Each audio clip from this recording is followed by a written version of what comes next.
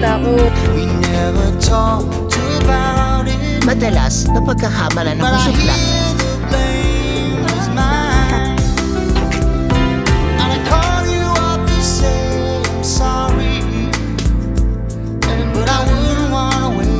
Tatlong hakbang para sa isang masayang buhay. Balita ko, miss ka daw sa akin.